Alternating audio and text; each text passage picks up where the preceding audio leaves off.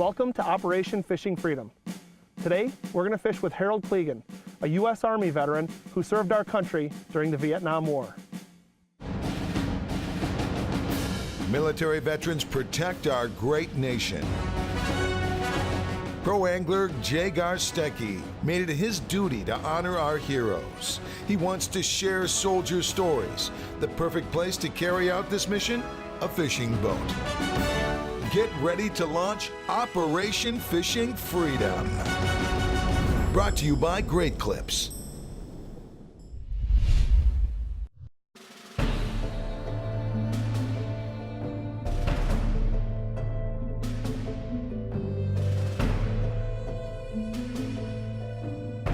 Most of the stuff we saw in here, it's pretty shallow and it's real clear, and you can see that the bass and everything has moved out of there. There might be some panfish in there though. All right. You know, I never fished a lot until my grandson got me going, but other than that. American journalist Hugh Sidey once said, "A sense of humor is needed armor to get through life." If the fish were biting, I could fish. But otherwise, I felt guilty. I should be home doing something instead of sitting there drowning in a piss and warm, you know. If it's true, then Harold Klegin has all the armor he needs, and then some. Oh, in the spring of the year, me and my cousin used to go on Cloverleaf Lake right there by our place. And holy crap, we'd catch bluegills. You know, you could see the beds where they started. Boy, you throw your old lure in that bed and holy crap, they'd bang, you know, and grab it. Here's my grandson, I always tell him, hey, I'm gonna get the first fish. Yeah, right, you know.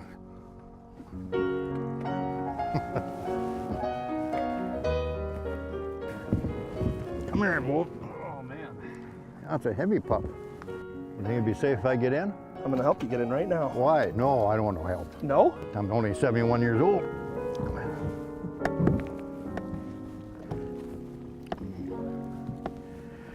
This ain't my first rodeo. No? No.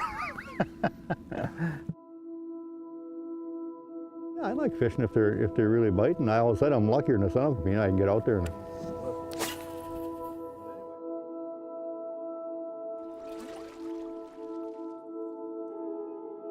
A bad day of fishing is better than a good day at work. Yeah. You are at work, that's right. Harold spent his boyhood days on Blueberry Road in Bear Creek, Wisconsin. On a farm.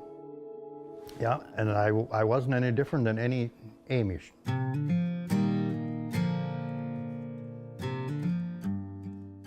We had an old English steel-wheel tractor, spade lug to do the plowing with. Other than that, we done everything with horses. And yeah, we done everything but went to town with a horse, you know. But I liked farming. That was, holy crap, farm. That was, well, that's all you knew, you know. I mean, you'd get out of school, and I lived 3 miles from Bear Creek. Never went to town, never left the place all summer, you know. But in 1966, that all changed. A certified letter arrived in the mail. March 22nd, 1966. I get a notice in the mail, you know. It said, "Greetings. You've just been chosen by your friends and neighbors to serve in the Armed Forces of the United States." Jesus Christ, I got out and I looked up and down the road. I thought, jumping Christ, hey. I couldn't impress these people at all, you know. He shipped off to Louisiana for basic training. You know, actually, I was old when I went in there. A lot of guys were in their teens, you know. Yeah, I turned 21 in AIT, picking up my goddamn field gear. First, basic. Next stop, Vietnam. I thought, well, they drafted me. I'm going to go in there and hopefully I'll come back and I'll have my time served. That's it. And that's just the way I thought of the whole goddamn thing. Operation Fishing Freedom. Brought to you by Great Clips. Yachts Valor Foundation. And by Take a Vet Fishing.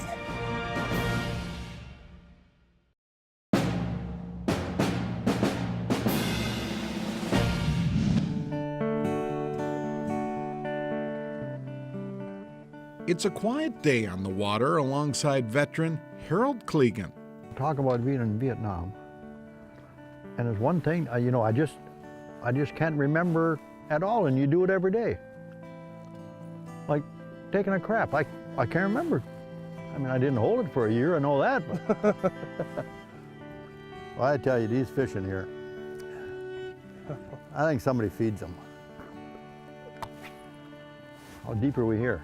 15 feet. Holy crap. Don't be fooled. Harold won't ever mind waiting on a bite around these parts. And that was always hairy too. You'd get out there and come morning, just when you start breaking day, you're in the jungle and the monkeys start jumping around. Well, I tell you, for a while you got a little leery till you got kind of used to the game, you know. Because life looked a lot different back in 1966.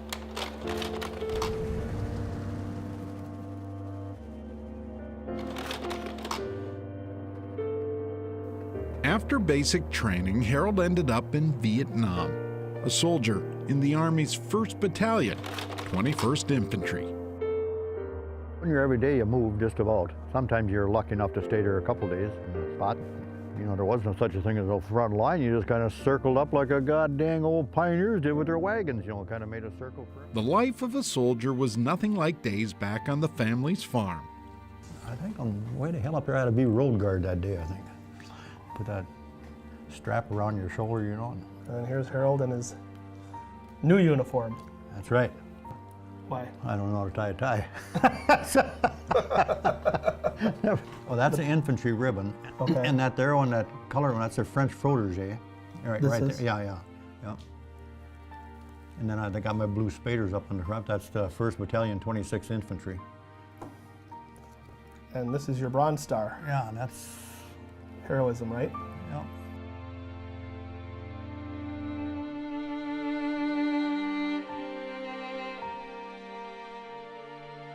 Never held one of those before. Good platoon. 2nd Brigade Saints. Is that what they called you guys? I guess so, yeah. Saints, they call us. Yeah, we're saints, all right.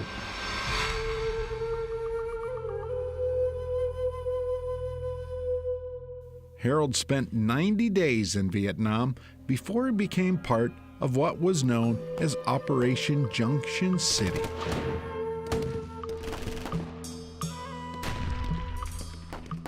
We had a nickname for it. We called it the Iron Triangle. You jump on a helicopter, and sometimes they'd fly you 40 miles, and then you'd bail out, you know, and sometimes, holy crap, we're coming to a hot LZ. What they meant, you know, and when we come there, they're going to be shooting at you. Oh, hell, you're still about 15 feet in the air, and you bail out into a goddamn rice paddy, you know. And you got, I said, I was a pack mule, so I had 7 mortar rounds on a board on my back, you know. You jump out and jump, and Christ, you go right up to your nuts, you know.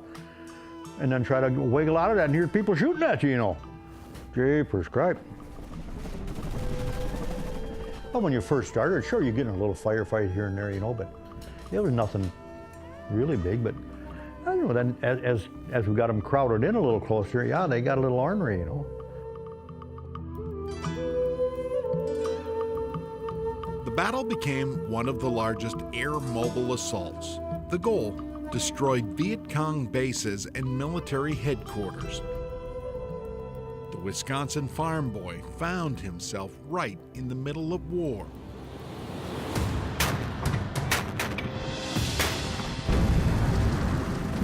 You know, in that battle, we had 120 guys in the battalion, and there were 70 guys standing when we got through. Really? Yeah, that's when I think there was a dozen killed and the rest were wounded. Yeah, they, oh Christ, gosh, it was scary. Yeah. God dang scary.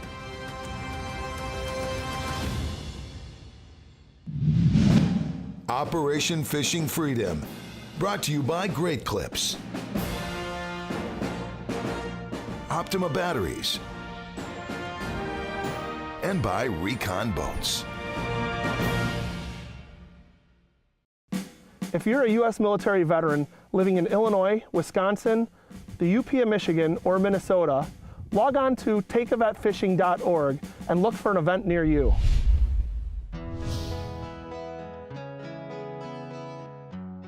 All right, fish gods, be kind to us. Let's get some fish. Is there any fish on that chart? No. That's why they call this fishing. It don't say catching, it's fishing. There's no fish in this lake. I'm beginning to think that. Holy crap. No, I just got a Christmas tree that they threw in there. Oh, it's gone, it's off. I didn't even feel the fish.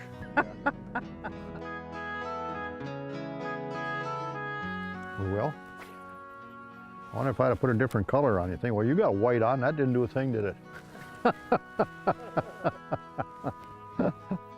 Priest and a rabbi. Yeah. In the car together. For Harold Klegin, laughter proves the best medicine on a slow fishing day. I never thought you were that religious. He said, why? Well, he said, I see you get up off the blacktop, you kind of cross yourself like that. He said, oh, no. The rabbi said, he said it was spectacles, testicles, wallet, and watch. To make sure he had everything. This Wisconsin veteran found himself in the middle of Operation Junction City, a large tactical plan in the late 1960s to flush out Viet Cong headquarters, a key operation during the Vietnam War. That, holy crap, that's 50 years ago, but I know there was times we got into rubber plantations, and at one time we even got into Cambodia. That was on this Operation Junction City. You know, we called it the Iron Triangle. That was the nickname for the Junction City. Yeah. The mission lasted 72 days, but Harold remembers a single battle that lasted only minutes. From when they tried to overrun us, I mean, we knew they were coming because we were sending mortars out. And then we called in butterfly bombs and everything else. Then they got inside the perimeter. Jeepers cripes. Well, I'll tell you, I didn't run out of wind, so it couldn't have took over 3 minutes. You know, you're fighting for your life, but after that, she was pretty well. I mean, sure, they had popped arrows, hand flares flying. You could see like son of a bean, it's like the moon shining, you know. But yeah, it didn't take that long.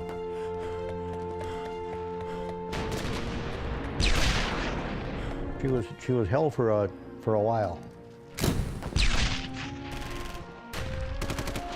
It was only minutes, but Harold took bullets. So obviously Purple Hearts are for the wounds that you received when you were serving in action. Yeah. What was this particular one for? Well, that was during that one battle we had when you got, I got shrapnel in the chest, I got shot in the leg, you ever know what it feels like when you get shot? It's like somebody took a cigarette and put it on hotter than this. Oh, geez, it's hot, yeah. Really? I've never held one of those before. Yeah, I didn't want to. No. I tell you that. That's what you call a lucky medal. Yeah. Lucky you're alive, yeah. Harold's box of medals holds more than Purple Hearts. Awarded the Bronze Star Medal, May 1st, 1967. Bronze Star Medal with V device. What is? Explain to me what that is. For a valiant. Well, if you read this whole goddamn thing, it'll. Okay. Yeah. Specialist Klegin was deep in the Viet Cong territory during Operation Junction City. His unit was occupying a defensive perimeter when they became engaged in one of the most intense and decisive battles of the Vietnam conflict. During the early morning hours, the Viet Cong launched a heavy mortar attack followed by a massive ground attack on the battalion's perimeter. Specialist Klegin exposed himself to intense, hostile small arms and automatic weapons fire and directed suppressive fire onto the insurgents. Even after 300 mortar rounds, the enemy breached the lines. They were so close that he could no longer employ his weapon for fear of hitting his comrades. He was forced into hand-to-hand combat. The dauntless courage and bold initiative demonstrated by Specialist Klegin played a key role in the success of his operation, in which there are more than 600 Viet Cong were killed and countless others wounded. Wow. You know, I still choke up when I hear that. I said, you know, did you ever have to fight for your life? Okay. I mean, anything you could get a hold of, you swung. It's hell. I mean, Jesus Christ. It's either you or him. That's the way it comes to, you know.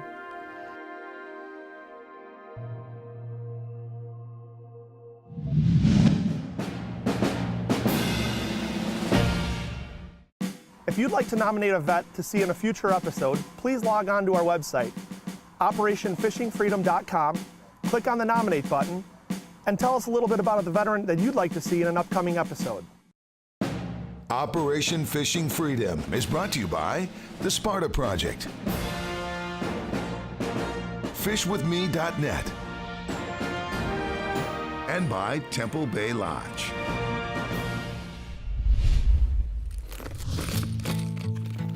When you can have 100 bluegill all around a waxworm and you can't get one of them to eat it, I mean, there's something wrong. They'd pick the goddamn worm right off there.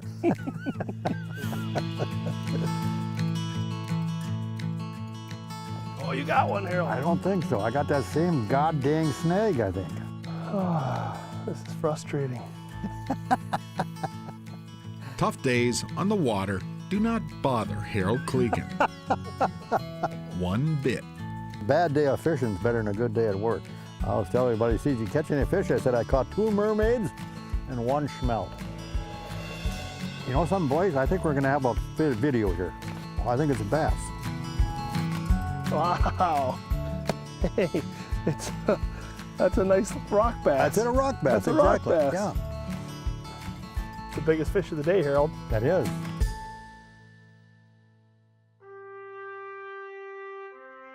Harold returned home from Vietnam a decorated soldier. He tried to pick up life where he left off nearly 3 years earlier.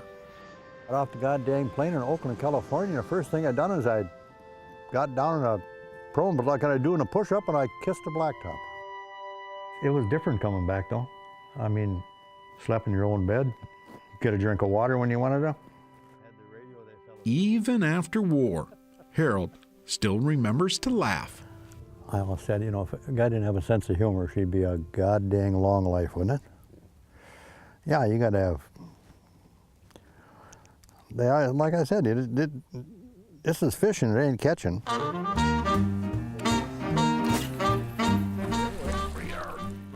Oh, she came off. Lost her. And she took my bait.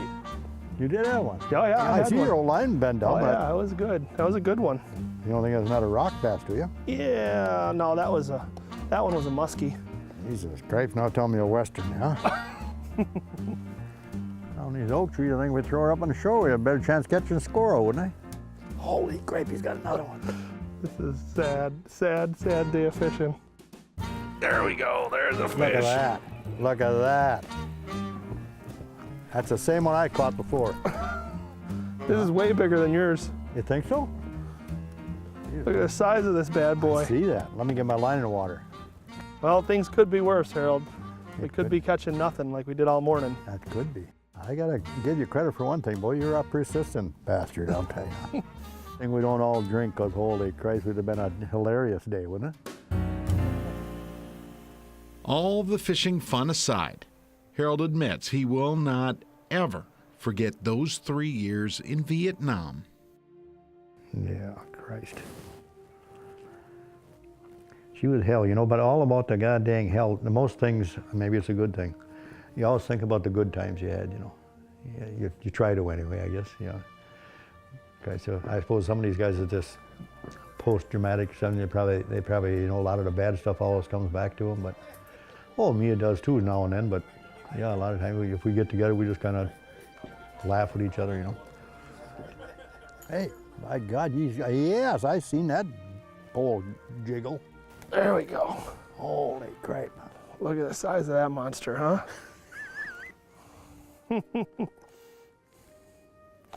We found the rock bass hole, Harold.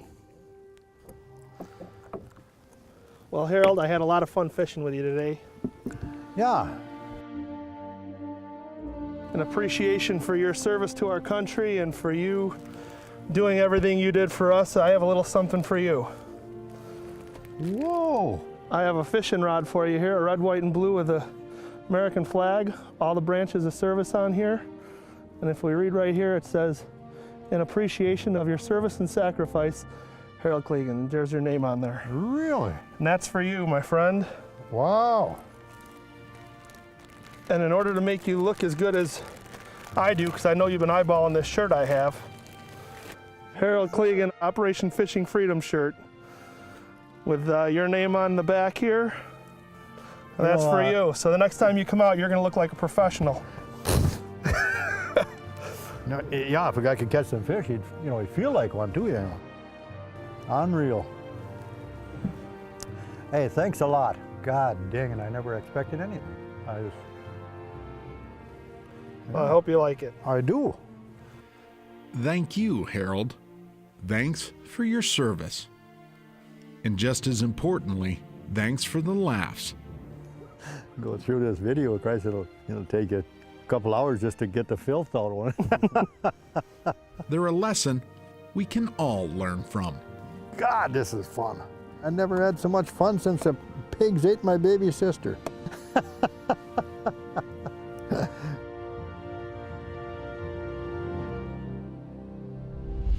I hope you enjoyed Harold's story.